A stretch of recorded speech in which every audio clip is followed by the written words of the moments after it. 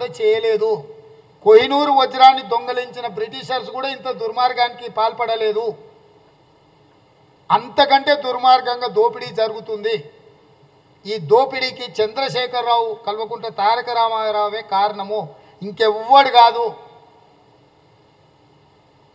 నేను భూదాన్ భూముల మీద మాట్లాడితే నేను రిజిస్ట్రేషన్ల కాగితాలు ఇస్తున్నా. ఇవాళ మా వాళ్ళని పిలిపించి కందుకూరుకు పంపించిన, రంగారెడ్డి జిల్లా మా నాయకులను అందరిని పిలిపించి సేల్ డీళ్లు చేసినాయి.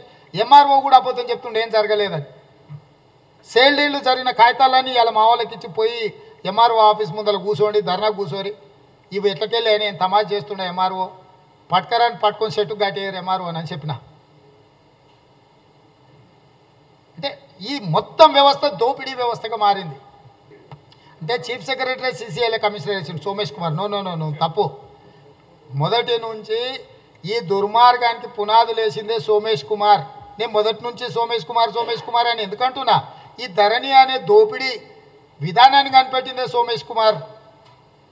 దాని వాస్తవంగా దాన్ని బుట్టించినోడు సోమేష్ కుమార్. తండ్రి కాలంలో ఈయన పేరు రాసుకుంటుండు కేసీఆర్ నేను కనిపెట్టినని.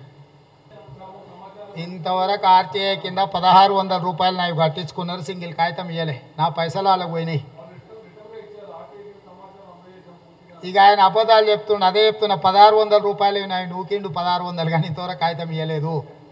ఆన్లైన్లో ఉన్నాయని నాకు నోటీసులు ఇచ్చిండు. ఆన్లైన్ మీకు ఆ వెబ్సైట్ ఇస్తే ఆన్లైన్ నా నోటీస్ అది ఓపెన్ చేసి నాకు ఇవ్వండి. నాకు 3 రిపోర్ట్లు, ఒకటి క్రిస్టల్ ఇచ్చిన రిపోర్ట్ కావాలి, 2 మజర్స్ కంపెనీ ఇచ్చిన రిపోర్ట్ కావాలి, 3 లాస్ట్ 3 ఇయర్స్లో ఎవ్రీ మంత్ ఎంత టోల్ కలెక్ట్ అయింది, ఈ 3 వివరాలు ఇవ్వమని ఉంది.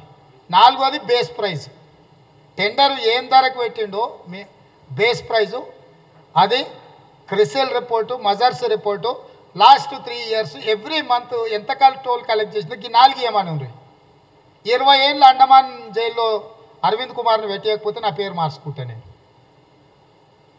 సో ఇప్పుడు ఆయన నాకు నోటీస్ ఇవ్వచ్చు, ఒక అధికారిగా నాకు నోటీస్ ఇచ్చేటప్పుడు ఏం భాష వాడాలనో దాంట్లో ఒక నిబంధన ఉంది. డిఓపిటి 1968 సర్వీస్ రూల్స్ ప్రకారం ఒక అధికారి ఒక ప్రజాప్రతినిధి లేవనెత్తిన అంశాలల్లో వివరణ ఇవ్వాలి, ఆరోపణలు చేయడానికి లేదు. నేను ఏమడిగినా బేస్ ప్రైస్ ఎంత పెట్టినావు అని అడిగిన. ఐఏఎస్ ఆఫీసర్ ఉండాల్సిన దగ్గర ఆయనను బదిలీ చేసి నాన్ క్యాడర్ ఐఏఎస్ రిటైర్డ్ ఆఫీసర్ని ఎందుకు పెట్టినావని నేను అడిగిన. నేను 21,000 కోట్ల రూపాయలు డైరెక్ట్గా కలెక్ట్ అవుతుంది, బ్యాంకులో పెడితే 16,000 కోట్లు లోన్ ఇస్తా అంటున్నాడు, 7,000 కోట్లకే అండర్ వాల్యూలు ఎందుకు అమ్మినావు, ఏముంది నీ దగ్గర వివరాలు చెప్పని నేను అడిగిన. ఇప్పుడు చెప్పాల్సింది అధికారి వివరాలు ఇవ్వాలి. నువ్వు రాజకీయ ప్రయోజనాని కోసం ఆరోపణలు చేస్తున్నావు,